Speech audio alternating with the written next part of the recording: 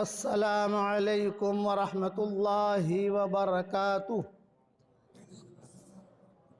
نحمده ونصلي على رسوله الكريم اما بعد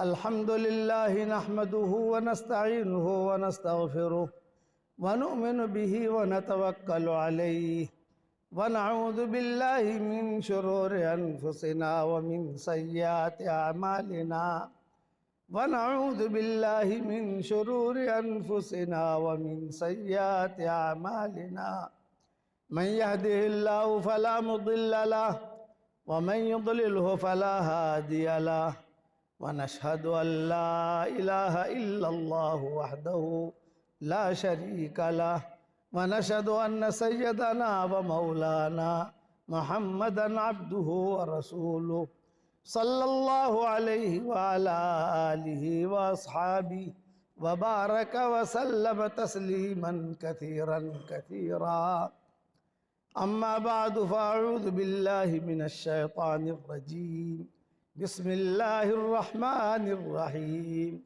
والمؤمنون والمؤمنات بعضهم أولياء بعض يأمرون بالمعروف وينهون عن المنكر ويقيمون الصلاة ويؤتون الزكاة ويطيعون الله ورسوله أولئك سيرحمهم الله إن الله عزيز حكيم صدق الله العظيم. قابل احترام مائیں، بہنیں، بیٹیاں، بہوئیں، بچیاں اور ہمارے بھائی، اللہ جل جلالہ عمن والہ کو عورتیں بہت پسند ہیں، اور حضور صلی اللہ علیہ وسلم کو بھی عورتیں بہت پسند تھیں. آپ فرماتے تھے کہ مجھے عورتیں جو ہے بہت پسند ہیں، اور اللہ کو بھی بہت پسند. دلیل کیا؟ دلیل یہ کہ اسی لیے اللہ تعالیٰ نے پوری عورتوں کی صورت نازل کی ہے. سورۃ النساء، عورتوں کی صورت. مردوں کی کوئی صورت نہیں ملے گی آپ کو. سورۃ الرجال یہ نہیں ملے گی. سورۃ النساء، عورتوں کے تذکرہ اللہ نے کیے، اور عورتوں کے قصے بہت بیان کیے. اتنا احترام کیا عورتوں کا، اتنا احترام کیا کہ کسی عورت کا نام قرآن میں بیان نہیں کیا. صرف ایک مریم کا نام ہے. ان کے خاص قصے کی وجہ سے مریم کا نام قرآن میں آیا ہے، سورہ مریم. ورنہ کسی اور عورت کا نام نہیں ملے گا. بھئی عائشہ، اللہ کہتے حضرت عائشہ کا قصہ ہے تو ان کا نام آتا.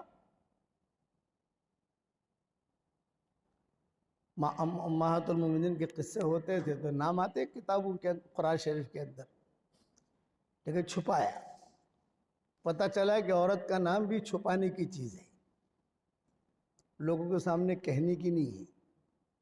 عربوں کے یہاں عورتوں کا نام لینا بہت بڑا عیب سمجھتے ہیں، بہت بڑا ہے. لیکن پکارنا ہو تو کیا کریں گے کہ یا ام محمد، یا ام احمد یہ کہیں گے. اور اگر کسی کا کوئی بیٹا ہے ہی نہیں، غیر شادی شدہ ہے، کسی کا بیٹا نہیں ہے کیا، تو اس کو یا ام احمد کہہ کے پکاریں گے. بار بار جب کہیں گے یا ام احمد، سمجھ لو کہ اس کی کوئی اولاد نہیں ہے،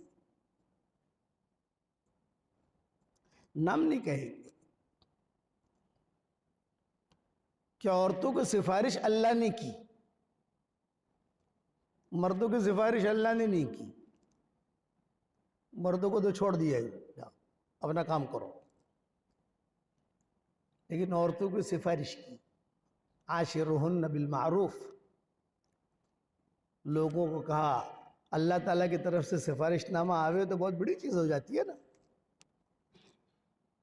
کہ اے لوگوں، اے مردوں، عورتوں کے ساتھ اچھی طریقے سے رہو،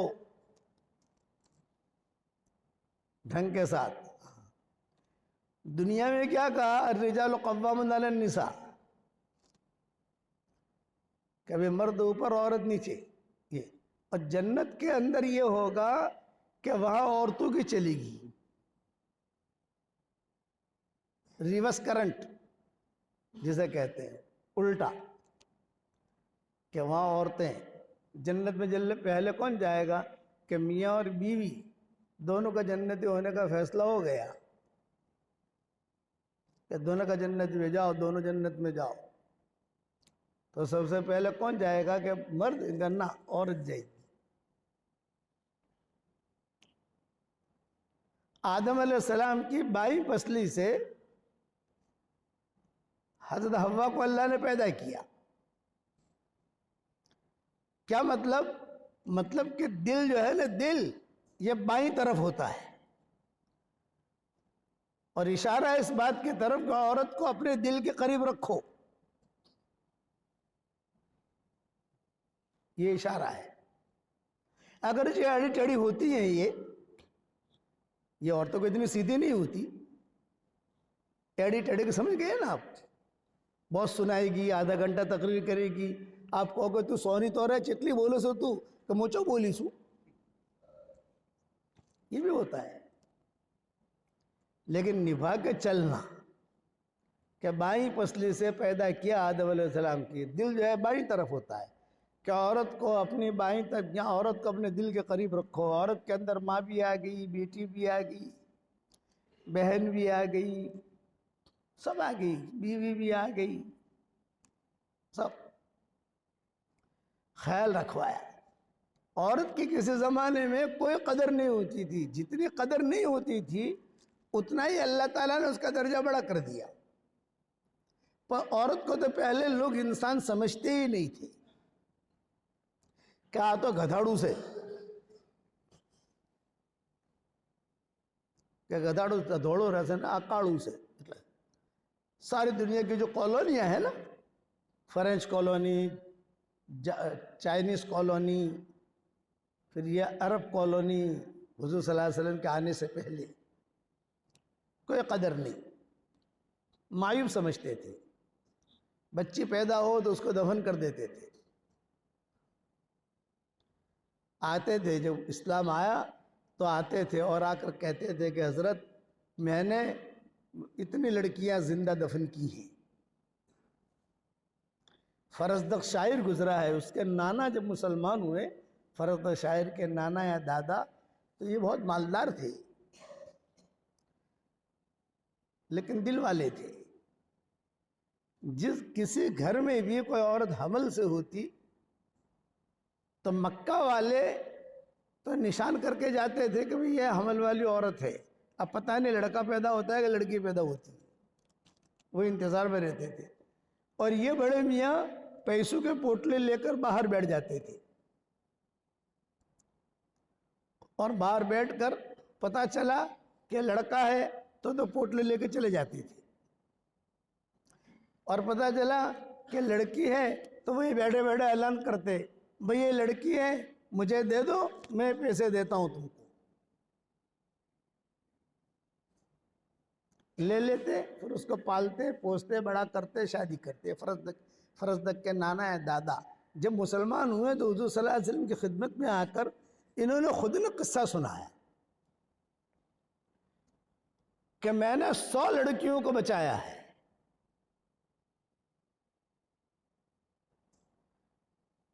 وہ ان کی خیر تھی، پیسہ لگتا تھا. مشرکین مکہ غریب لوگ تھے، عورت کو سب لڑکیوں کو دفن کیوں کرتے تھے؟ تاکہ کھورا وہ نہ پڑے، چوہا رہ نہ جائے. ان کے ذہن میں یہ ہوتا تھا بل تمہیں کھلانے کو کوئی مسئلہ ہی نہیں ہے، آپ مجھے دے دو، میں پیسہ دیتا ہوں آپ کو. تو حضور کو سنایا تو حضور بہت روئے کہ بہت اچھا کام کیا تم نے، بہت اچھا کام کیا. اس کا نتیجہ یہ ہوا کہ فرزدق جو تھا شاعر، یہ کوئی اچھا آدمی نہیں تھا. شراب، کباب، لڑکیاں، یہ چکر تھا اس کا. لیکن اس کی بیوی جو تھی وہ بہت دیندار تھی. فرزدق شاعر کی بیوی جو تھی یہ بہت اچھی لڑکی تھی, بہت دیندار تھی, اور انہی لڑکیوں میں سے تھے جس کو نانا نے بچایا تھا.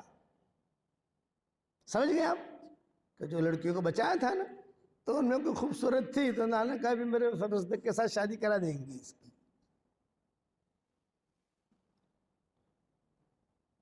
جب اس کا انتقال ہوا, حسن بصری کا زمانہ تھا, تو حسن بصری نے لوگوں سے پوچھا کہ بھی مرحومہ کا شوہر کہاں ہے, کیونکہ عادت تو شراب میں ہے.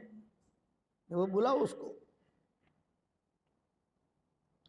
پانی وانی ڈالا گیا, کپڑے بدلوائے اور اس قبرستان میں لائے, اور قبرستان میں لا کر جو ہے امام حسن بصری نے فرزدق سے پوچھا کہ فرزدق تجھ پر بھی یہ دن آنے والا ہے, تو نے کچھ تیاری کی ہے؟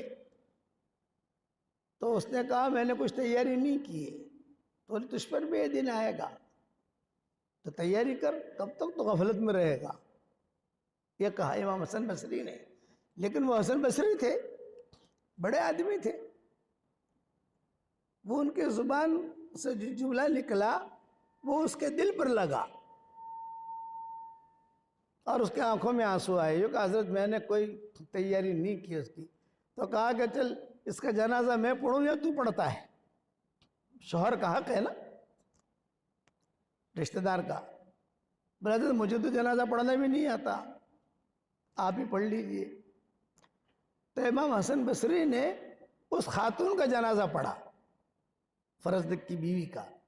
خدا کی شان کچھ دنوں کے بعد فرزدق کا بھی انتقال ہو گیا. تو خواب میں اس کے دوستوں نے دیکھا کہ فرزدق کیا ہوا تیرے ساتھ؟ بولے اللہ نے معاف کر دیا. بولے کیسے معافی ہوئی؟ بولے کہ ایسے معافی ہوئی, حسن بصری نے پوچھا تو نے بھی کچھ کیا ہے کہ نہیں, اس دن کے لیے تیاری کی ہے کہ نہیں؟ میں جو رویا تھا وہ میرے آنسو پسند آ گئے, وہ میرے آنسو کی وجہ سے اللہ نے مجھے معاف کر دیا. کہ اس نے یہ کہا تھا حضرت میں نے تیاری تو کچھ بھی نہیں کی ہے, لیکن بڑھاپے میں مسلمان ہوا ہوں, بڑھاپا ہے اور مسلمان ہوا ہوں. تو عورتوں کی کوئی قدر نہیں تھی. شریعت نے آ کر عورتوں کو جو ہے عورتوں کی قدر لوگوں کے دلوں میں پیدا فرمائی. حضور صلی اللہ علیہ وسلم نے بیٹیوں کی قدر بتائی, بہنوں کی قدر بتائی. حضور نماز پڑھتے تھے تو حضور کی نواسیاں چھوٹی چھوٹی تھی, حضور کی پیٹھ کے اوپر آگے بیٹھ جاتی تھی. نماز پڑھتے نہیں تھے, پڑھاتے تھے مسجد نبوی میں. کھیلتے کھیلتے یہ بچیاں آ جاتی تھی اور حضور صلی اللہ علیہ وسلم کے اوپر بیٹھ جاتی. حضور جب سجدہ کرے تو یہ بچیاں بیٹھ جاتی تھی. تو حضور صلی اللہ علیہ وسلم جو ہے اب اٹھنا ہے تو حضور صلی اللہ علیہ وسلم آہستہ سے اٹھتے تاکہ بچی گر نہ جائے, ہاتھ پکڑ کر. پھر آپ رکوع میں جاتے تو بچیاں پھر بیٹھ جاتی. ایک مرتبہ تو وہ حضور صلی اللہ علیہ وسلم نے اپنے ہاتھ سے ان کو اترنے ہی نہیں دیا. حضور کھڑے ہوئے تو حضور نے خود اپنے کندھے پر ہی بٹھائے رکھا. حضور کھڑے ہو گئے تو ظاہر بات ہے کہ بچی نیچے گری کہ نا, یہ اپنے ہاتھ سے بٹھا دیا اور بٹھا کر حضور نے پوری نماز پڑھائی. سارے مسجد نبوی کو لوگوں نے دیکھی, صحابہ نے دیکھی. تو حضور نے کہا لڑکیوں کی قدر کرو. حسن حسین کے ساتھ بھی معاملہ ہوا ہے لیکن اس قسم کا نہیں ہوا. عزت, بچی پیدا ہو فرمایا کہ برکت لے کر آتی ہے. قدر, عورت کی قدر, الٹی سیدھی باتیں کریے گی نبھاؤ, نبھانے کا کہا ہماری شریعت کے اندر. خود حضور صلی اللہ علیہ وسلم اور امہات المومنین میں آپس میں ہوتی تھی نوک جھوک, لٹھم لٹھا نہیں, اسے کہتے ہیں نوک جھوک. حدیث میں بہت قصے آتے ہیں, حدیث شریف کے اندر بہت قصے آتے ہیں. پھر حضور صلی اللہ علیہ وسلم کہتے تھے قواریر قواریر ہن قواریر. قواریر کا مطلب ہے عطر کا کنٹر, عطر کا جو ایک عطر کی شیشی ہوتی ہے بہت بہترین قسم کی کہ یوں نیچے ڈالو تو فوراً ٹوٹ جائے گی، جس میں عطر رکھا جاتا ہے۔ فرماتے تھے قواریر قواریر قواریر، ان کو زیادہ چھیڑو مت، کرنے دو۔ لیکن دین دونوں کا ایک ہی رکھا۔ بڑے خرچ کرنے والیاں اور بہت علم والیاں عورتیں گزری، بہت دین کے کام کرنے والیاں۔ یہ آپ کے سیدرانہ کے حنیفہ بھائی تھی، حنیفہ بھائی، ہم لوگ حنیفہ معاشی کہتے تھے۔ اللہ ان کی قبر کو نور سے منور فرمائے، ان کے درجات کو بلند فرمائے، ان کے کروٹو اللہ کروٹو جنت نصیب کرے، ان کی ہڈی ہڈی کو اللہ جنت نصیب کرے۔ اتنا میں چھوٹا تھا کہ ایک کاکوسی جماعت لے کر آتی تھی عورتوں کی، تب میں ان کے گود میں کھیلتا تھا، یہ مجھے پکا معلوم ہے، اتنا میں چھوٹا تھا۔ چہرہ تو مجھے یاد رہا نہیں، لیکن ان کی اوڑھنی یاد ہے مجھے، وہ بھری ہوئی اوڑھنی ہوتی تھی نا، آپ کیا پہنتی ہوں کہ عورتیں جھالر والی کہیں یا کیا کہیں، اب تو رواج رہا نہیں، اب تو سب جو ہے سب شہزادیاں بن گئی ہیں، پہلے بیچاری ممنوڑیاں تھیں، اب تو شہزادیاں، وہ پہنتی تھی، اور پہن کر جو ہے مجھے کہتی تھی بھائی دن کو بہو کر جو ہو، یہ جملہ ہوتا تھا یہ اپنے بڑھے لوگوں کو کہنے کا، بھائی دن کو بہو کر جو ہو۔ کتنا کام لیا اللہ نے ان سے، امریکہ میں، افریقہ میں، زامبیا میں، ادھر ادھر ادھر ادھر۔ اب تک ان کے تربیت میں رہی ہوئی جو لڑکیاں ہیں، اب تک دینداری ان کے گھروں میں ہے، اب تک جس پر انہوں نے محنت کی۔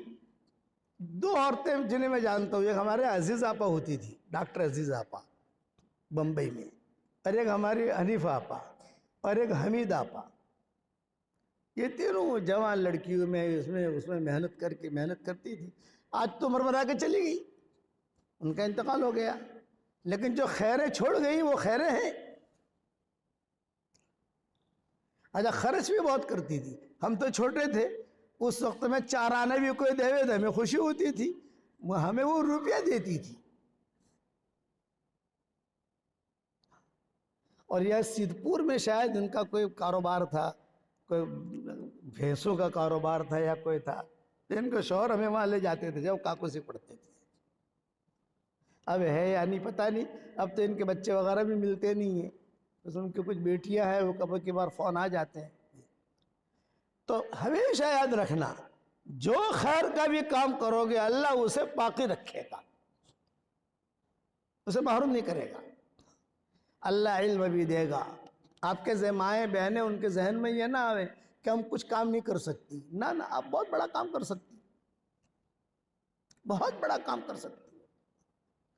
بلخ کا ایک بادشاہ تھا، وہ بادشاہ رعایا سے بہت ناراض ہو گیا، میں عورت کے خرچ پر سمجھا رہا ہوں، بہت ناراض ہوا امیر بلخ، اور اس نے اعلان کیا اتنا ٹیکس بھرو تو میرے شہر میں رہو، میرے ملک میں، یا تم چلے جاؤ یہاں سے۔ مسلمانوں کی بستیاں تھیں وہ، چنانچہ سارے مسلمان جمع ہوئے بلخ کے بادشاہ کے پاس، اور یوں کہا بھائی تیرا اتنا ٹیکس بھرے گا کون؟ ہم نہیں بھر سکتے۔ بولے نہیں بھر سکتے تو آپ ہجرت کر کے چلے جاؤ، دوسرے ملک میں چلے جاؤ۔ ارے بھی کیسے جاویں، مکانات ہیں، یہ ہے وہ ہے۔ تو کتابوں میں لکھا ہے کہ کسی نے کہا کہ ہرات جاؤ، ہرات ایک شہر ہے افغانستان میں، آپ گوگل پر جا کے دیکھو ہرات، صرف ہرات لکھو تو شہر آ جائے گا۔ وہاں ایک لڑکی رہتی ہے، تم اس کے پاس جا کر یہ بات رکھو، وہ تمہاری مدد کرے گی۔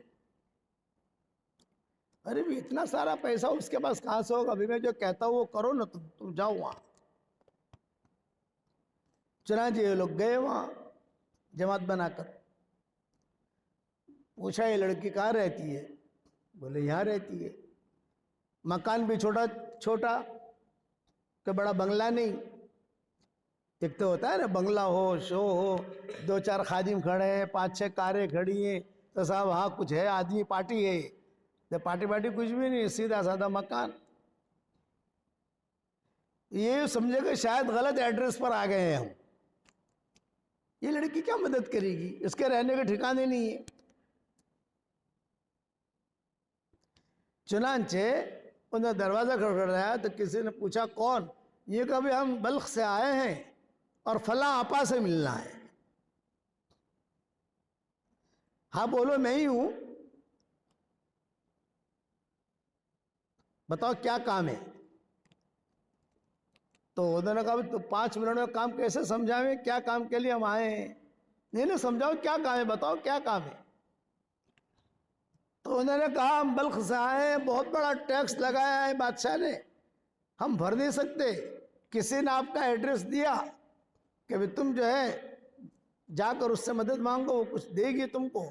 آپ کا مکان تو ایسا دکھائی نہیں دے رہا ہے، لیکن یہ کہ ہم آ گئے ہیں، پتہ نہیں صحیح ایڈریس پر پہنچے ہیں غلط ایڈریس پر پہنچے، یہ تو پتہ نہیں ہمیں. چنانچہ اس نے کہا ہاں صحیح ایڈریس پر آئے ہو، کھڑے رہو.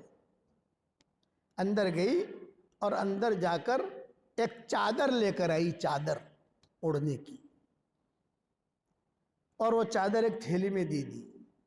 یہ کہ چادر لے جاؤ، اس کو بیچو اور سب کا ٹیکس ادا کرو، اور پیسہ بچ جاوے تو اس پیسے سے مسجد وغیرہ بنا دینا. مسجد ہے یا مسافر خانہ ہے یا جو بھی ضرورت مسلمانوں کی ہے وہ بنا دینا. خیر وہ لوگ بھی مذاق سمجھنے لگے، یار آ تو پاگل سوڑی سے کسو سے آج چادر نے آٹلا بدا پیشا. وہ کھڑے رہے. میں کیوں کھڑے ہو؟ فرمایا کہ سمجھ میں نہیں آتا. بولے وہاں بادشاہ کو جا کر دو، سمجھ میں آ جائے گا.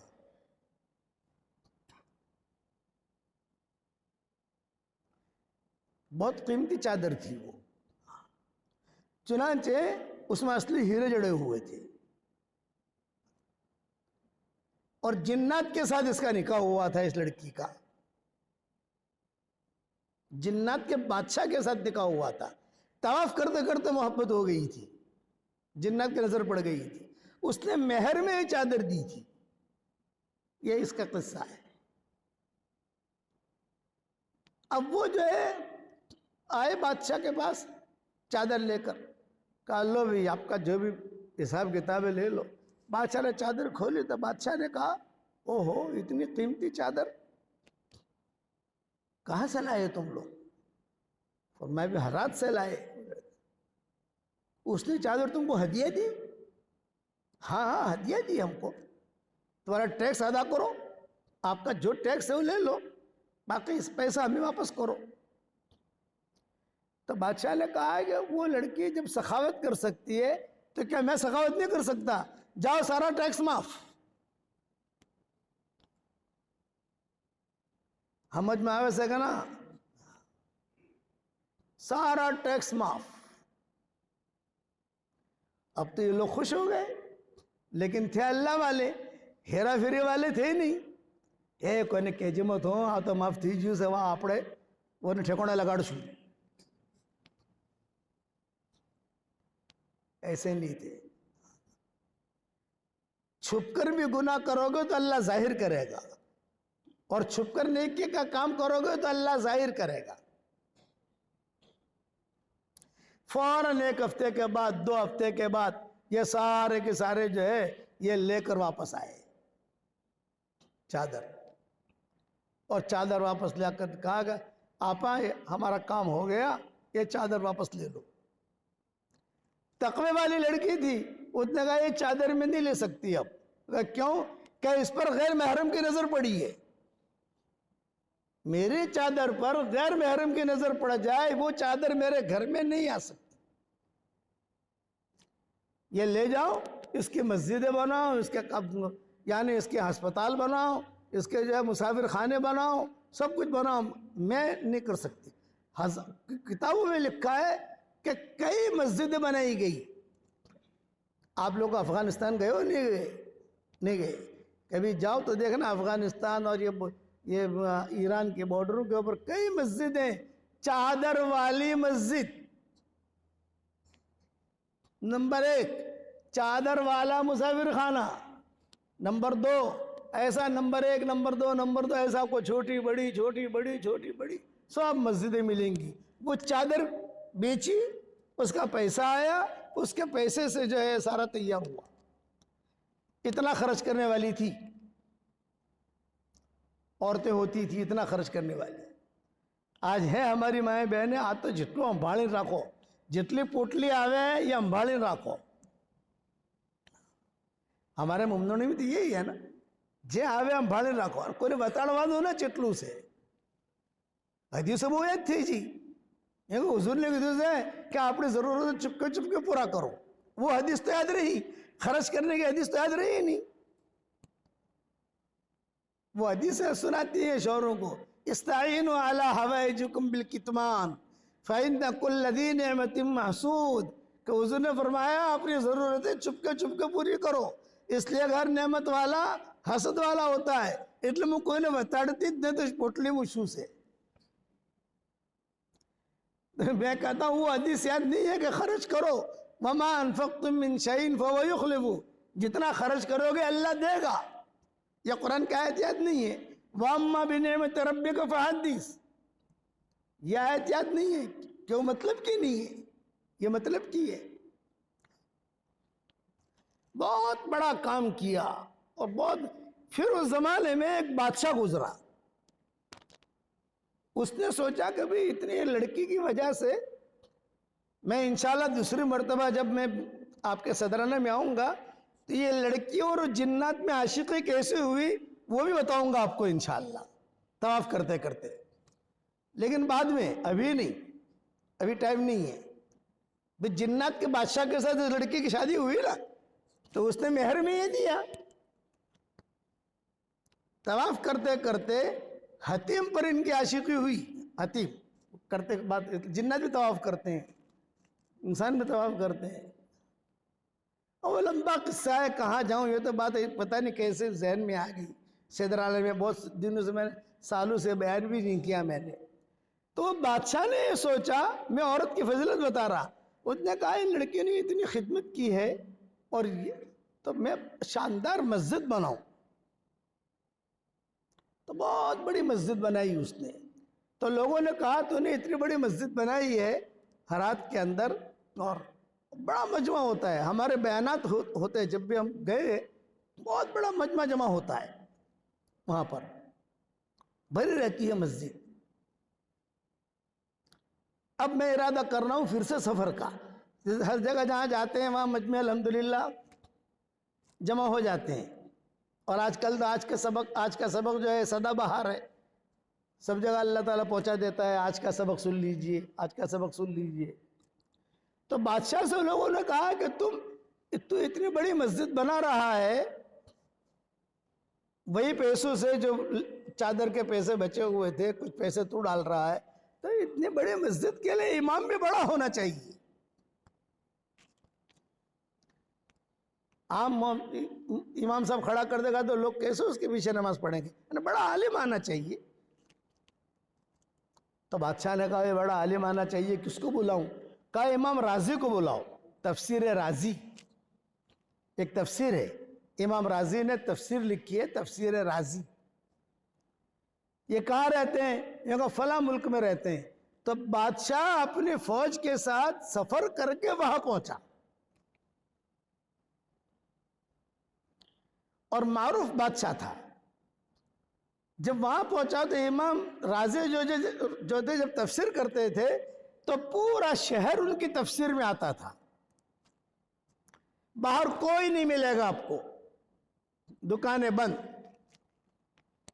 ایک عورت نہیں ملے گی, ایک مرد نہیں ملے گا, سب ان کی مجلس میں ہوتے تھے. امام راضی کی تفسیر ایسی مشہور تھی, اب تو چھپ بھی گئی ہے تفسیر رازی. بادشاہ گیا تو بادشاہ نے دیکھا کہ پورا شہر خالی ہے. ارے یہاں تو کوئی بھی نہیں. بولے سب تفسیر میں گئے ہوئے ہیں, سب تفسیر میں گئے ہوئے ہیں. بادشاہ جو ہوئے پیچھے جا کے بیٹھ گیا. اچھا جب تفسیر چھوٹ جاتی تھی تو پھر دکانیں لگ جاتی تھی, لوگ آ رہے ہیں, خرید رہے ہیں, بیچ رہے ہیں, یہ ترتیب تھی. تو بادشاہ جا کے بیٹھا, تفسیر ختم ہوئی, دعا ختم ہوئی, تو لوگوں نے بادشاہ امام راضی سے کہا ملک کا بادشاہ آیا ہے آپ کی تفسیر میں. اچھا بھئی کیوں آیا؟ یہ فرمایا پتہ نہیں کیوں آیا ہے لیکن آیا ہے.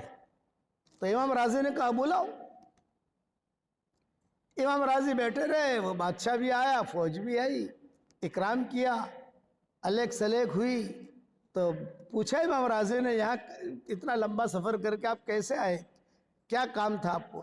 یہ فرمایا حضرت میں نے بہت بڑی مسجد بنائی ہے، چادر والی مسجد، بہت بڑی مسجد بنائی ہے، جامع مسجد، وہ اب تک ہے، مرمر کے پتھروں سے بنی ہے. تو میں چاہتا ہوں کہ آپ کو میں دعوت دوں، آپ وہاں آئیں اور وہاں قیام کریں اور وہاں لوگوں کو نماز پڑھائیں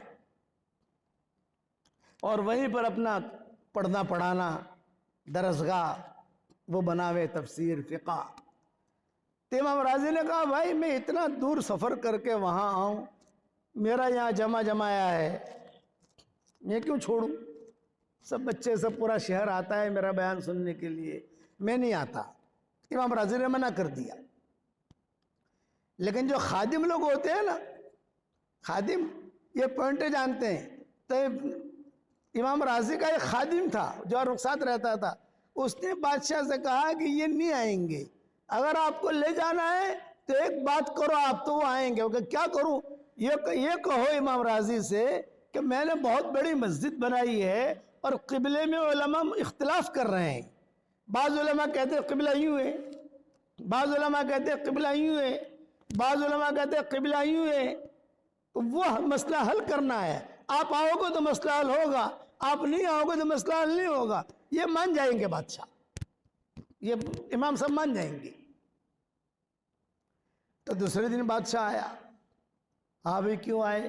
فرمایا ہمارے حضرت مسجد میں نے بنائی ہے، قبلے میں اختلاف ہے، بعض علماء کہتے ہیں یوں ہے، بعض کہتے ہیں یوں ہے، اب آپ آؤ گے تو آپ پر سب متفق ہوں گے،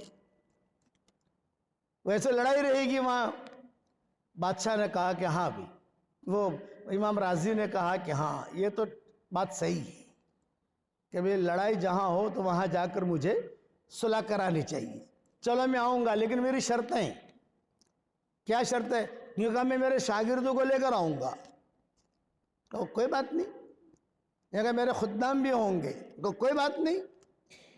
بادشاہ کو کیا پڑی ہے، بادشاہ کو کیا کمی ہے. پورا قافلہ روانہ ہوا. راستے میں درس دیتے دیتے دیتے دیتے یہ منزل پر پہنچے. جب وہاں پہنچے وہاں لوگوں کو پتہ چلا کہ حضرت تشریف لائے ہیں تو سارا کا سارا ہرات والے سب جمع ہو گئے. امام راضی آئے ہیں، امام راضی آئے ہیں، امام راضی آئے ہیں. بڑے آدمی تھے، سب جمع ہو گئے اور سب نے جمع ہو کر استقبال کیا. اور بادشاہ نے کہا کہ اب امامت کرائیے. امام راضی نے 1 ہفتے تک نمازیں پڑھائی. 1 ہفتے تک. جب 1 ہفتے تک نمازیں پڑھائی، کوئی یعنی تو بادشاہ کو بلا کر پوچھا بھی میں نے 1 ہفتے تک نماز پڑھائی ہے، کسی نے بھی قبلے کے بارے میں کوئی اختلاف نہیں کیا ہے.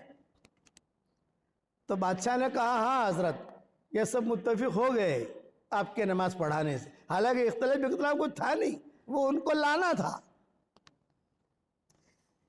تو امام راضی نے کہا چلو بھی جس کام کے لیے آئے تھے وہ کام ہو گیا، اختلاف دور ہو گیا، اب ہمیں واپس بھیجو ہمارے علاقے میں. تو وہ جو خادم تھا نا جس نے تشکیل کی تھی، اس نے بادشاہ سے کہا کہ دیکھو ان کی تشکیل کرو کہ یہیں رہ جاؤ. وہ خادم تھا تھوڑا کھانے پینے والا. اب بادشاہ کے یہاں کھانے اچھے اچھے ملتے تھے، فروٹ وہاں ملتے نہیں تھے. تو بادشاہ سے کہا ان کی تشکیل کرو کہ یہ یہیں ٹھہر جاویں تو ہمارا بھی بھلا ہو جائے گا. امام راضی کھانے کے لیے بیٹھتے، وہ خدام بھی بیٹھتے، شاگرد بھی بیٹھتے. بادشاہ خود روٹیاں رکھتا تھا ان کے سامنے. اب یہ مزے کا ہمارے حضرت جی رحمت اللہ علیہ کے پاس ایک آدمی آیا تو حضرت نے فرمایا بھئی کیوں آئے ہو؟ یہ فرمایا حضرت آیا تو تھا مرید ہونے کے لیے، لیکن میں نے دیکھا پیروں کے زیادہ مزے ہیں تو مجھے پیری بنا دیجیے آپ. یہ ہمارا حضرت جی سے کہا. بھائی بیٹھا ہوا تھا، بھئی کیوں آئے ہو؟ کہا آیا تھا مرید ہونے کے لیے، لیکن دیکھا آپ کے ٹھاٹ اچھے ہیں ماشاءاللہ، پیروں کے مزے زیادہ ہیں، تو مجھے پیر بنا دیجیے۔ حضرت جی نے کہا 3 چلے چلا جا تو، بعد میں آنا۔ تو یہ چٹکڑا تھا خادم، اس نے بادشاہ سے کہا کہ آپ جو ہے نا یہ کہو گے تم، چنانچہ بادشاہ نے امام راضی سے کہا کہ حضرت آپ کے لیے مکان بنا دیں گے، آپ کی شادیاں کرا دیں گے، آپ کے خاندان والوں کی شادیاں کرا دیں گے، یہ جتنے آپ کے شاگرد ہیں سب کی جو ہم خیال رکھیں گے، آپ یہاں آئے ہیں تو یہی قیام کریں۔ امام راضی نے کہا بھائی میرا سارا چھوڑ کے آیا ہوں یہ، اور میں آپ کے سارے بیوی بچوں کو ہم یہاں بلا لیں گے، مکان دیں گے۔ تب جا کر امام راضی نے وہاں قیام کیا، اور آج ان کی قبر بھی وہیں پر ہے۔ ایک لڑکی کی برکت، چادر کی برکت، کتنا خرچ کیا؟ یہ اللہ نے نظام رکھا ہے۔ اس لیے عورتیں کبھی نہ سمجھے کہ میں کچھ نہیں کر سکتی۔ میرے والد صاحب رحمۃ اللہ علیہ فرماتے تھے گھر میں بیٹھ کر عورت ساری دنیا کی نمازوں کا ثواب لے سکتی ہے۔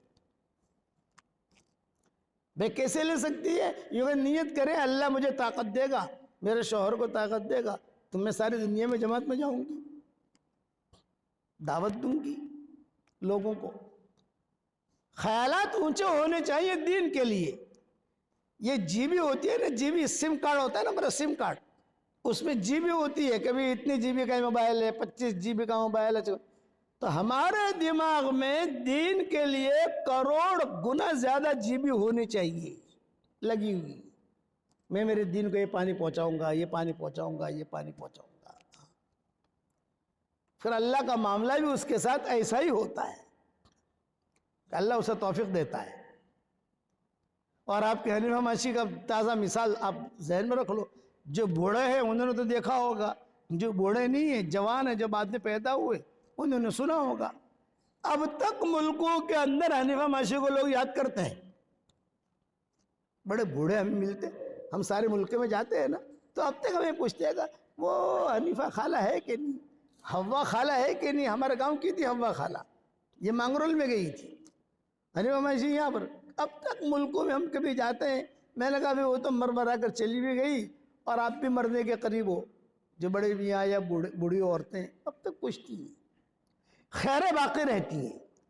یاد رکھنا، إِن يَعْلَمِ اللَّهُ فِي قُلُوبِكُمْ خَيْرًا يُؤْتِكُمْ خَيْرًا۔ اللہ تعالیٰ تمہارے دلوں کو دیکھتا ہے، تمہارے دلوں میں خیر ہوگی، اللہ تمہیں خیر دے گا، وعدہ ہے اللہ کا۔ إِن يَعْلَمِ اللَّهُ فِي قُلُوبِكُمْ خَيْرًا يُؤْتِكُمْ خَيْرًا۔ کہاں سے دے گا یہ مت پوچھو، دے گا۔ امہات المومنین کو خیر جو ملی وہ ان کے دل کی وجہ سے ملی۔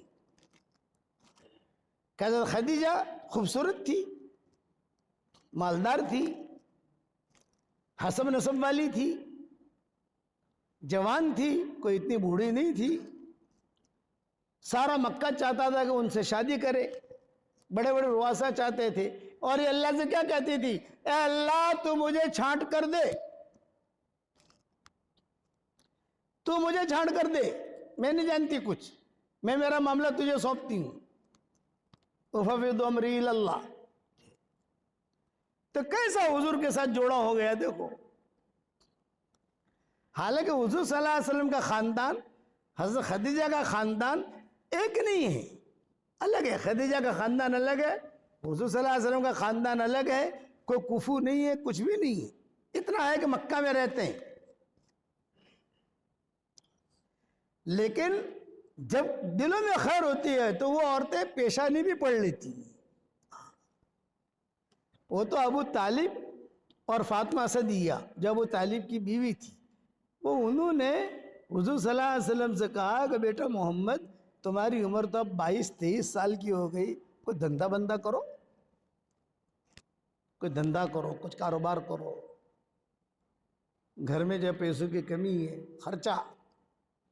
آپ نے فرمایا میں کیا کروں، مجھے تو کچھ آتا نہیں ہے دھندا بندہ۔ فرمایا کہ جو خدیجہ جو ہے سب کا پیسہ دیتی ہے تم بھی جاؤ۔ پیسہ لینے آئے تھی حضور، تو انٹرویو لیتی تھی حضرت خدیجہ، پیچھے حضور کھڑے رہے اپنے فقیری کا پیالہ لے کر، پیچھے. حضرت خدیجہ نے دیکھا, دیکھتے ہی حضرت خدیجہ پہچان گئی کہ یہ لڑکا جو ہے یہ کوئی اور ہے. حالانکہ بہت دور بیٹھی تھی حضرت خدیجہ,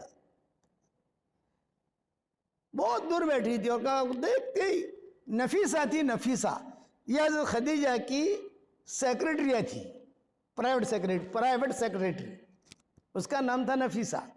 تو نفیسہ کو بلایا, اور نفیسہ کو بلا کر کہا وہ لڑکا جو کھڑا ہے نا, وہ اخیر میں اس لڑکے کو بلا کر لاؤ. یہ سیٹھانی تھی حضرت خدیجہ.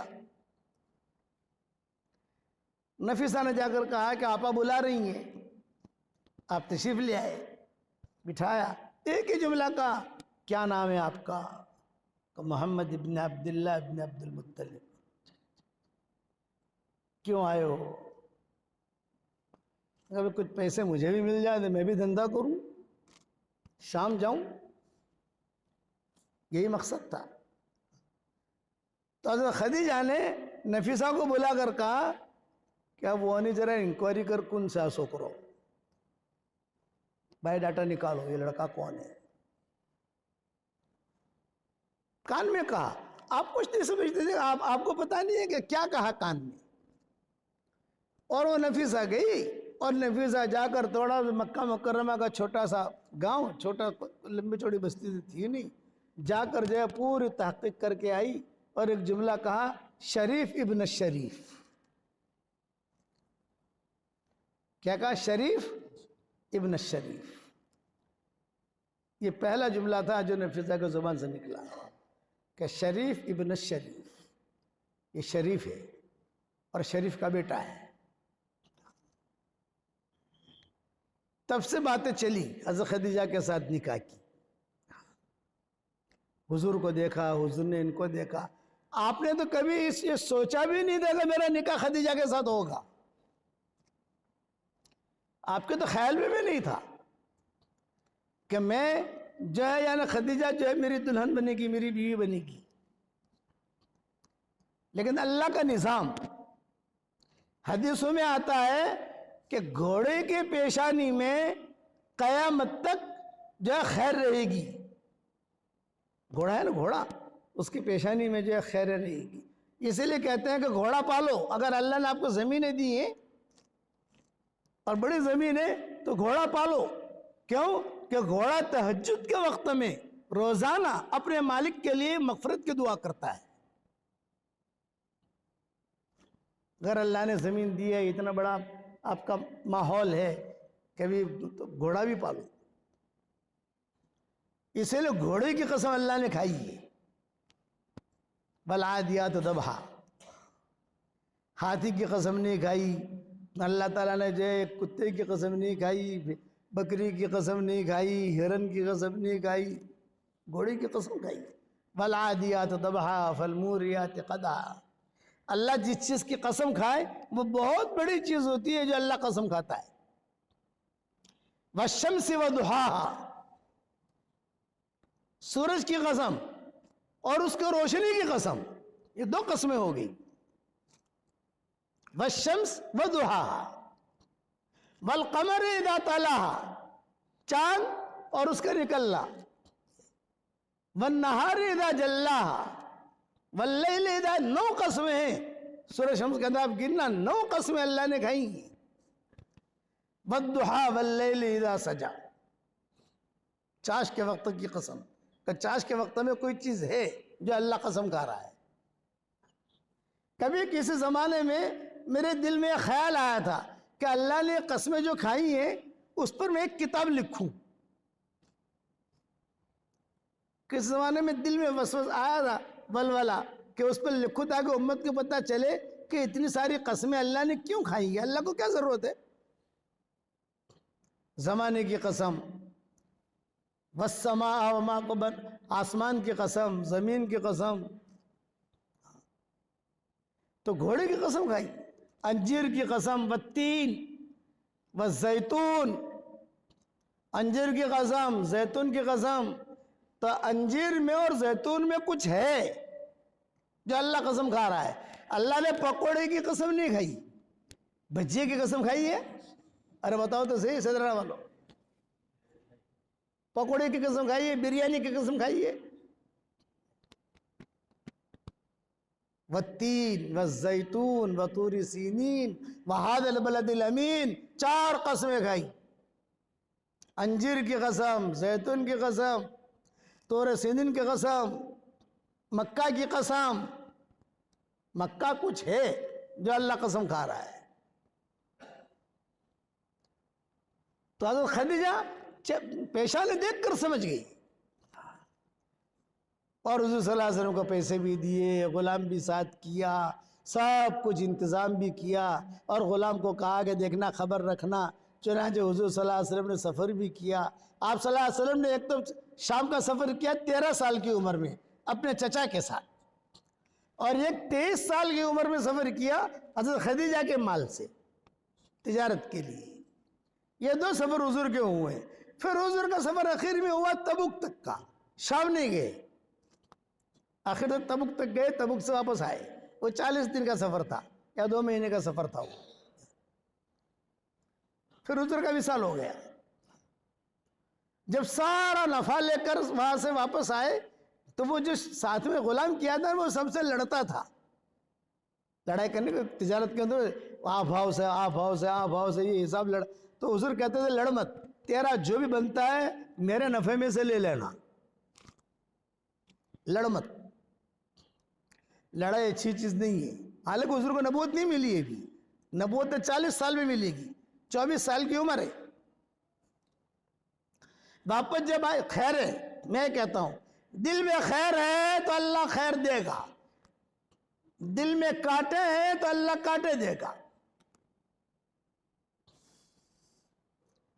اس لیے اپنے دل کو پاک صاف رکھو، قلب سلیم پیدا کرو. اور ایک مسئلہ یاد رکھنا، قلب سلیم اور قلب سقیم، دل 2 قسم کے ہوتے ہیں. سلیم دل، کیا مطلب سلیم دل کا؟ جس دل کے اندر کسی کے بارے میں کوئی برائی نہیں، پاک صاف دل، نہ حسد ہے، نہ بغض ہے، نہ کینہ ہے، کچھ نہیں. اس کی ہر دعا اللہ قبول کرے گا، اس کی ہر عبادت اللہ قبول کرے گا. اور قلب سقیم، جس کے دل کے اندر حسد بھی ہے، کینہ بھی ہے، بدگمانی بھی ہے، سب ہے، اللہ کہتے ہیں کہ اس کے کوئی دعا قبول نہیں ہوگی، کوئی عبادت قبول نہیں ہوگی. اور ہمارے دل کیسے ہیں وہ ہم جانتے ہیں. وہ صاف دل کی خاتون تھی حضرت خدیجہ. حضور سامان لے کے سفر کر کے آئے، سارا حساب کتاب رکھا تو حضرت خدیجہ نے کہا یہ پوٹلی کس کی؟ آپ نے فرمایا آپ کی، راس المال، پونجی جو ہوتی ہے ہماری. حضرت خدیجہ نے لے کر اپنی طرف کر دی. محمد یہ پوٹلی کس کی؟ یہ کہا یہ اس کی، جو غلام ساتھ گیا تھا اس کی بھی تو محنت تھی نا، یہ اس کی. پھر یہ پوٹلی کس کی؟ یہ فرمایا یہ پوٹلی میری. پھر یہ چھوٹی پوٹلی کس کی؟ یہ فرمایا کہ یہ سب سے لڑائی کرتا تھا وہاں پر، تو میں نے کہا تھا بھی تیرا نفع تو جو ہے نا سب چھوڑ دے، تو تیرا جو بھی خرچہ ہوگا میں دے دوں گا تجھ کو. تو میں نے اس کا حصہ نکالا ہے. کتنا صاف ستھرا حساب.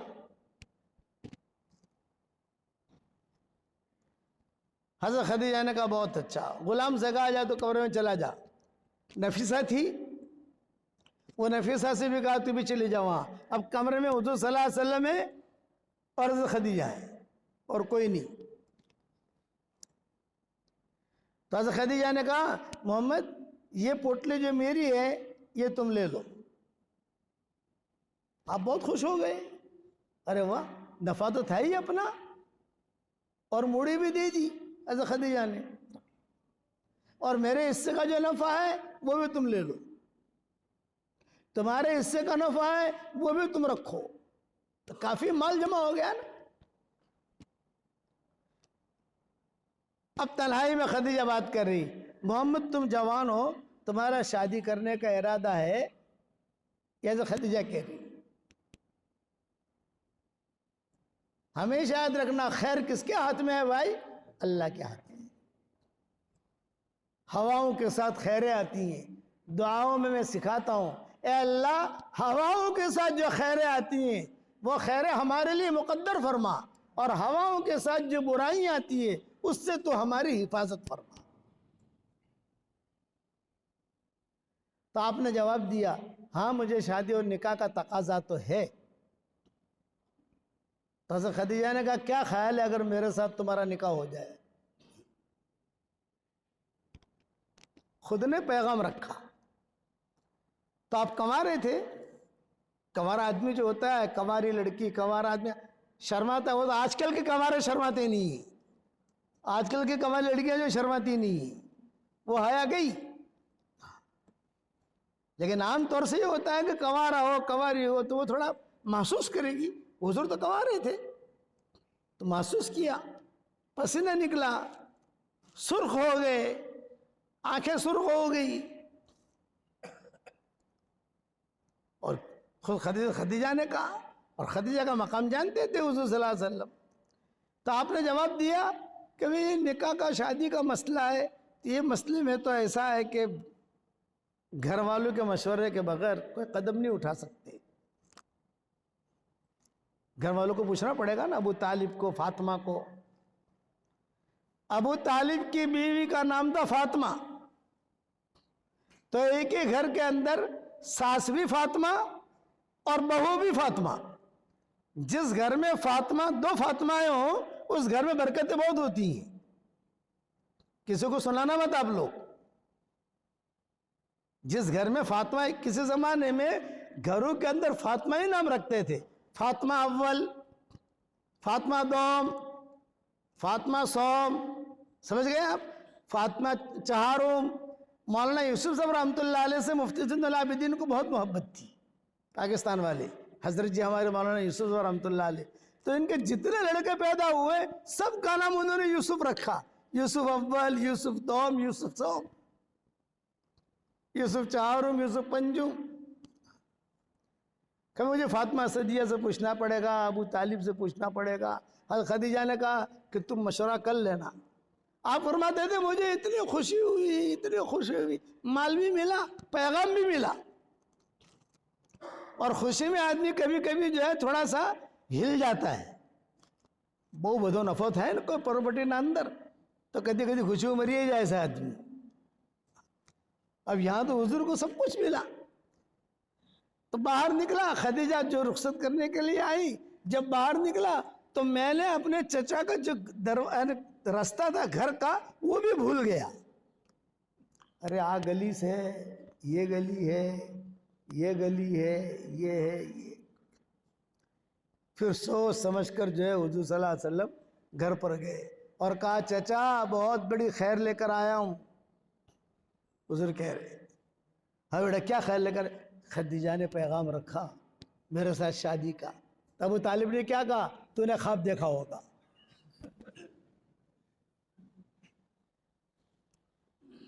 لیکن فاطمہ صدیہ نے کیا کہا؟ ومچم کوسو، غصہ ہو گئی فاطمہ صدیہ. آپ ایسا کیوں کہتے ہو خواب دیکھا ہوگا؟ میرا بیٹا جو ہے خدیجہ سے بھی افضل ہے. یہ فاطمہ صدیہ نے کہا. دونوں میاں بیوی تھے نا، ابو طالب اور فاطمہ صدیہ. تو وہ کہہ رہے خواب دیکھا ہوگا، اتنی بڑی عورت تجھے کہاں رشتہ دے گی؟ اور فاطمہ صدیہ کیا کہہ رہی ہے؟ ایسا کیوں کہہ رہے ہیں آپ؟ ہمارا محمد جو ہے خدیجہ سے بھی افضل ہے.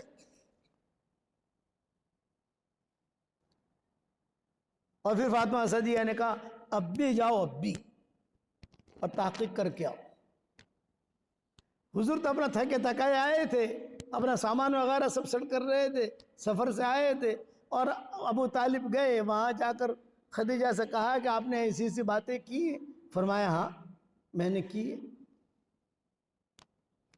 تو کہا اچھا تب تمہارا معاملہ اور ہے، بہت پیسہ ہے، ہمارے پاس تو پیسہ نہیں ہے. خرچہ بولا خرچہ میں کروں گی. ہمارے پاس تو مکان بھی نہیں ہے، مکان میرے پاس بہت ہے. یہ جو کوئی خیر ہے.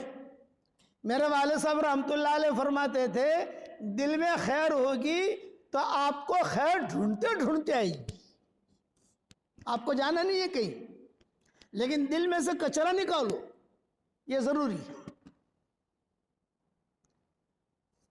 میں کروں گی. تو ابو طالب نے آخری سوال کیا، یہ کہا تمہارے رشتہ دار کیسے تیار ہوں گے؟ تمہارے چچا ہے، ماموں ہے، باپ ہے، یہ سارا جو پریوار ہے یہ کیسے تیار ہوگا؟ تو حضرت خدیجہ نے کہا وہ میں سیٹنگ کر لوں گی، آپ خالی ہاں بھرو۔ بھئی ہاں تو ہے، لیکن ایک ذرا سمجھاؤ تو صحیح کیا؟ یہ کہ میری عادت ہے روزانہ میرے والد کو سورج غروب ہونے کے بعد 1 بوتل شراب کی پلاتی ہوں روزانہ، لیکن جب کوئی خاص کام ہوتا ہے، کوئی بڑے چیک پر سگنیچر کرانے ہوتے ہیں، سمجھانے کے لیے کہہ رہا، کوئی بہت بڑا کام ہوتا ہے تو 2 بوتلیں پلا دیتی ہوں۔ جب شادی ہوگی تو 2 بوتلیں پلا دوں گی میں، یہ حضرت خدیجہ نے کہا۔ شادی کی تاریخ طے ہو گئی، حضور بھی آ گئے، ابو طالب بھی آ گئے، اور سب نکاح بھی ہو گیا۔ ابو طالب نے نکاح پڑھایا، اور ابو طالب نے نکاح میں ایک جملہ کہا، خدیجہ یاد رکھنا، مال کے اعتبار سے تمہارے پاس مال بہت ہے، لیکن عزت کے اعتبار سے میرا بھتیجا تم سے بہت اونچا ہے۔ خدیجہ نے کہا کہ صحیح ہے۔ رخصتی ہو گئی۔ جب حضور کمرے میں داخل ہوئے ہیں شب زفاف میں، تو حضرت خدیجہ نے حضور کا ہاتھ پکڑا اور ایک جملہ کہا، محمد تمہارا ہاتھ جو میں پکڑ رہی ہوں میرا کوئی اور مقصد نہیں ہے، بس آج مجھ سے ایک پرومس کرو، ایک وعدہ کرو، ایک دن آئے گا کہ اللہ تمہیں نبی بنائے گا، تمہاری پیشانی سے نبوت کا نور ٹپکتے ہوئے میں دیکھ رہی ہوں، جب اللہ تم کو نبی بنائے مجھے طلاق مت دے دینا۔ اس پر حضور روئے۔ حضور کے قصے یاد تھے، 23 سال کی عمر کے قصے تو یاد رہتے ہیں نا آدمی، پھر 4 سال کے قصے آدمی بھول جاتا ہے، لیکن 23 سال کے قصے تو یاد رہتے ہیں۔ اخیر تک حضور نے نبھایا حضرت خدیجہ کو، اخیر تک چلتے رہے۔ یہ خیریں ہیں۔ بس بات میں اسی پر ختم کرتا ہوں کہ آپ کے سیدرانہ کے اندر خیریں ہونی چاہیے، دل صاف رکھو، اور جو دعوت کا کام جو ترتیب سے چل رہا ہے اس ترتیب سے کرو، اور اللہ تعالیٰ سے خیریں مانگو، اللہ سے اپنا رشتہ جوڑو۔ اور ایک ہدیہ دیتا ہوں آپ لوگوں کو، قبول کرو گے بھائی؟ ایک ہدیہ دینا چاہتا ہوں، اور وہ ہدیہ میرا یہ ہے، اس کا نام ہے جاندار، شاندار، مالدار، دیندار۔ اور وہ کیا ہے کہ 313 مرتبہ سورہ اخلاص پڑھنے کی عادت ڈالو۔ کتنی مرتبہ بھائی؟ 313 مرتبہ۔ تو 31 بنگلے روزانہ جنت میں تیار ہو جائیں گے انشاءاللہ، اور کوئی انکم ٹیکس والا فون کرے گا نہیں۔ دنیا میں اگر آپ نے 2 بنگلے بنا لیے تو انکم ٹیکس والے فون کرتے ہیں نا، کہاں سے پیسے لائے؟ تو 313 مرتبہ سورہ اخلاص پڑھنے کی عادت ڈالو تو 31 بنگلے جنت میں تیار ہو جائیں گے انشاءاللہ، اور 104 مرتبہ قرآن شریف پڑھنے کے برابر اللہ ثواب دے گا۔ آپ کرو گے انشاءاللہ؟ میرے والد صاحب رحمۃ اللہ علیہ فرماتے تھے کہ بیٹا یونس، رات کو نیند نہ آوے نا تک کروٹیں بدلتے بدلتے 5-6 بنگلے جنت میں بنا دینے کی۔ سمجھ گئے نا؟ 10 مرتبہ سورہ اخلاص پڑھو تو جنت میں بنگلہ تیار ہو جاتا ہے۔ 20 مرتبہ پڑھو 2 بنگلے تیار ہو جاتے ہیں۔ 30 مرتبہ پڑھو 3 بنگلے تیار ہو جاتے ہیں الحمدللہ۔ حضور صلی اللہ علیہ وسلم نے حضرت عمر سے کہا تھا، عمر 10 مرتبہ سورہ اخلاص پڑھ، جنت میں ایک محل تیار ہو جائے گا۔ تو حضرت عمر کہتے تھے کہ 10 مرتبہ پڑھوں اور جنت میں محل تیار ہو جائے گا، میں تو بہت بنگلے بناؤں گا۔ آپ نے فرمایا جتنی طاقت ہو بنا، تو بناتے بناتے تھک جائے گا، اللہ دیتے دیتے نہیں تھکے گا۔ تو سیدرانہ والوں کو بھی یہ ہدیہ دے کے جا رہا ہوں، روزانہ 313 مرتبہ کم سے کم، پھر زیادہ جس کو جتنا پڑھنا ہو۔ ڈاکٹر نہیں ہے ہماری شکاگو میں امریکہ میں، وہ کہتے ہیں مولانا جب سے آپ کا میں نے بیان سنا میں نے 10 لاکھ مرتبہ سورہ اخلاص پڑھا، 5 لاکھ آپ کو ہدیہ دے دیا، 5 لاکھ میرے لیے رکھا۔ لیکن مولوی صاحب جنت میں بنگلے ملیں گے نا؟ میں نے کہا کروڑ مرتبہ قسم کھا کے کہتا ہوں کہ ملیں گے، کہ حدیث صحیح ہے، نبی کی بات غلط نہیں ہو سکتی۔ تو بیچاری آہستہ آہستہ کہتی ہے مولانا ایک بات پوچھوں، ناراض تو نہیں ہوں گے؟ میں نے کہا ناراض ہونے کا کیا مطلب بیٹا، پوچھو کیا پوچھتی ہو؟ کمل صاحب کہ بھاڑو بھاڑو آپ سے کہ نہیں آوے؟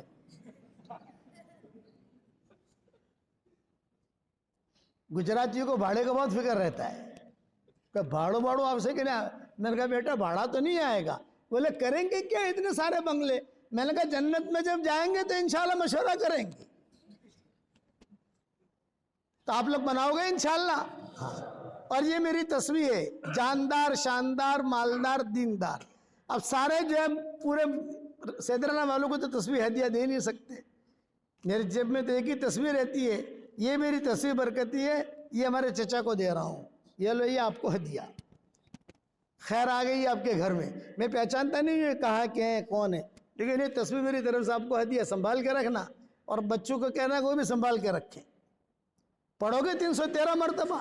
اچھا 313 مرتبہ نہ پڑھ سکو، اگر جیسے بھئی کم سے کم 10-15 بنگلے تو روزانہ بنا دیا کرو یار، روٹیاں بناتے بناتے پڑھو، چائے بناتے بناتے پڑھو، موٹر سائیکل چلاتے چلاتے پڑھو۔ الحمدللہ اب تو ساری دنیا میں لوگوں نے بنگلے بنانے شروع کیے، کرو گے بھائی؟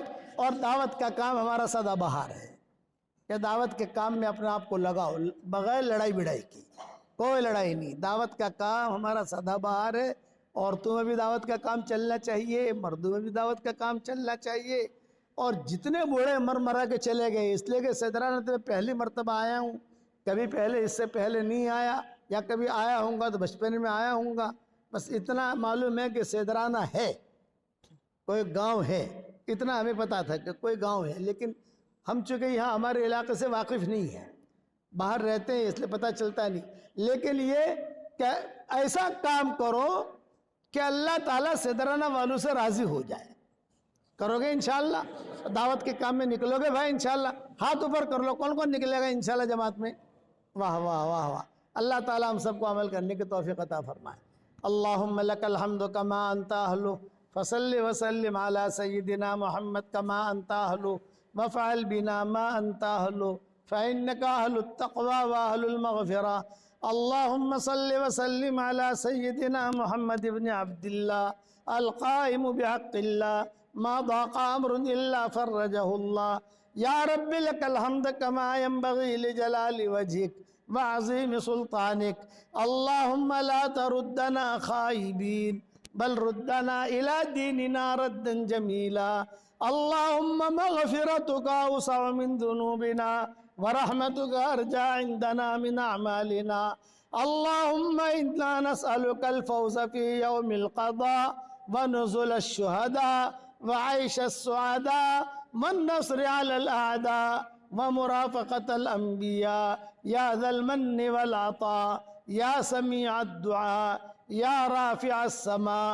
اے اللہ ہمارے گناہوں کو معاف فرما، اے اللہ ہماری خطاؤں سے درگزر فرما، اے اللہ پورے سیدرانا والوں کو قبول فرما، ان کے مردوں کو قبول فرما، ان کے عورتوں کو قبول فرما، ان کے بچے بچیوں کو قبول فرما، ان کے دامادوں اور پوتے پوتیوں کو قبول فرما، ان کے بہوؤں کو قبول فرما۔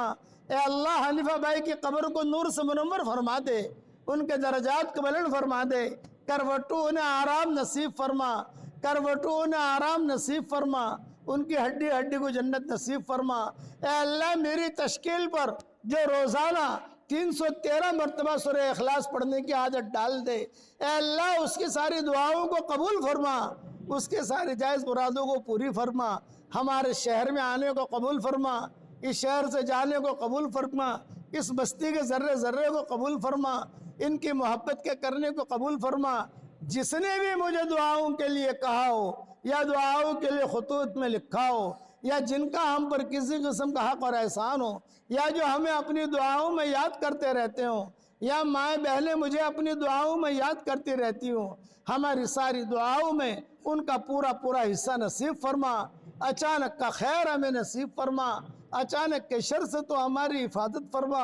اے خوبصورت پردے والے، اے خوبصورت چادر والے، ہمارے عیبوں پر پردے ڈال دے، مصطفی الاخیار میں شامل فرما دے، اولو الالباب میں شامل فرما دے، اولو الالباب میں شامل فرما دے، مصطفی الاخیار میں شامل فرما دے۔ اے اللہ موت کا آنا یقینی ہے، تجھے منہ دکھانا یقینی ہے، ایک دن ہم بھی دنیا سے رخصت ہو جائیں گے۔ آج دوسروں کی موت کی خبریں ہمارے کانوں تک پہنچتی ہیں، ایک دن ہماری موت کی خبر دوسروں کے کانوں تک پہنچے گی۔ کوئی پانی گرم کر رہا ہوگا، کوئی نہلا رہا ہوگا، کوئی کفن تیار کر رہا ہوگا، کوئی مشک اور عنبر لگا رہا ہوگا، کچھ لوگوں کے کندھوں پر سوار کیا جائے گا۔ اے اللہ تو اس وقت میں ہمارا معین اور مددگار بن جا، ہمارا معین اور مددگار بن جا، ہمارا معین اور مددگار بن جا۔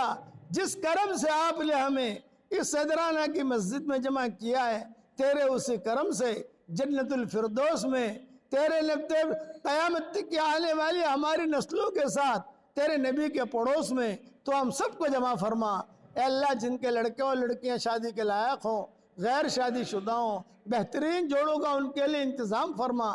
جو بھی اولاد ہوں نیک صالح اولاد انہیں نصیب فرما۔ جن کے اولاد تو ہے مگر نافرمان ہوں، ان کی نافرمان اولاد کو تو فرما بردار بنا دے۔ ہمارا کھویا ہوا دین واپس دے دے، ہمارا کھویا ہوا قرآن واپس دے دے، ہماری کھوئی ہوئی عزتیں واپس دے دے، ہمارے اقدام اور اقلام کو قبول فرما لے، اور ہمارے سفر کو تو بے انتہا قبول فرما۔